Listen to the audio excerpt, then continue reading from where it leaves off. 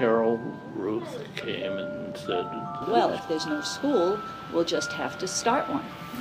Yeah, great idea, much needed. Favorite phrases was, remember your pioneers. Pioneers get lots of arrows in their back because you're way up front here. I mean, they were literally building the engine as the plane takes off. Remember, this is 30 years ago. There were still the major issues between Taiwan and China. It was not really looking outwards yet. We found that we were unique in the world.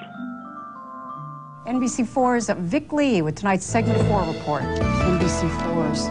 Not look the part yet, but they are young futurists, American speakers of Chinese, getting a leg up on their future competitors in the century of the Pacific Rim. Students at the Chinese American International School, billed as the only one of its kind in the country. Alika, at the age of 4, can already sing at least a dozen Chinese songs. She, like many of the students, have parents who believe that learning Chinese now is an investment later. Learning to speak the language perfectly and well in all its nuances with the proper accent so that they can think and act and work in the language and will understand the culture that language reflects. Only half of the 60 students are Chinese. Everyone learns at the same pace, starting in nursery school and kindergarten. When students reach the first grade, they will have developed a basic proficiency in Chinese. 11-year-old Isa Hansen recently accompanied her parents on a business trip to China. They speak no Chinese. She interpreted. 你喜欢不喜欢说中国话？喜欢。为什么？因为我很喜欢中国人，和我喜欢，我喜欢中国。 The U.S. Department of Education recently described the school as a national prototype, appropriate considering that almost 1 billion people in the world speak Chinese. Make that 1,060,000,000.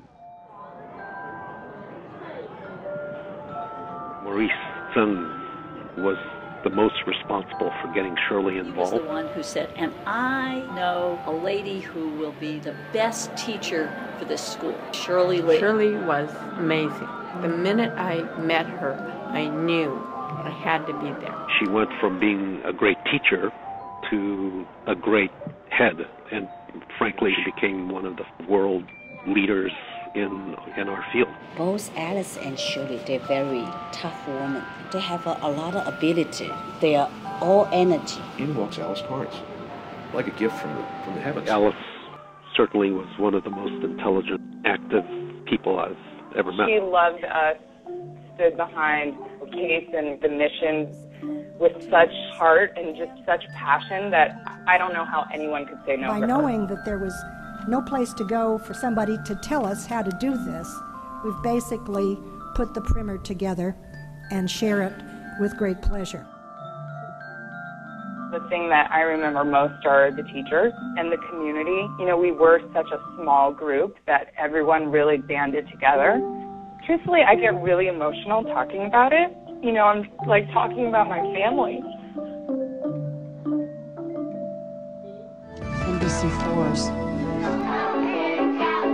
I first visited the school 9 years ago.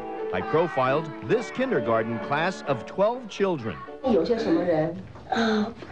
我的妈妈。妈妈，还有谁？哥哥。哥哥，还有爸爸。爸爸。姐姐。姐姐。 At the time, these kindergartners had just begun learning the language. Alika Natsky could already sing a dozen Chinese songs. This was 4-year-old Alika then. 我说你可不可以帮助我？那乔老师他生气了。 This is Alika today, at the age of 13 and just about to graduate from 8th grade. She is now a fluent Chinese speaker. 你呢，袁玉明? Of the 12 children in that kindergarten class, 6 stayed all the way through. Julia Brown, part of the original class, is now a whiz at using the word processor in Chinese. I was 3 when I came here, and my parents thought that Chinese was going to be a very useful language when I got older. And why did Alika learn Chinese? Alika, 你为什么要学中文？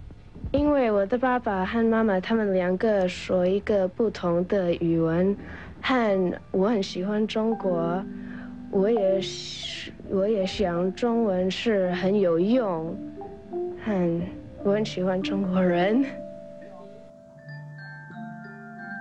The school has grown and has reached out and has become an institution of substance and importance. Our students work harder than the majority of students ever worked.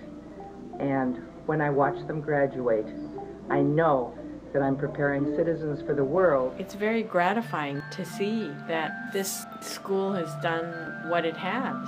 If I had to say, what's your legacy? This is it.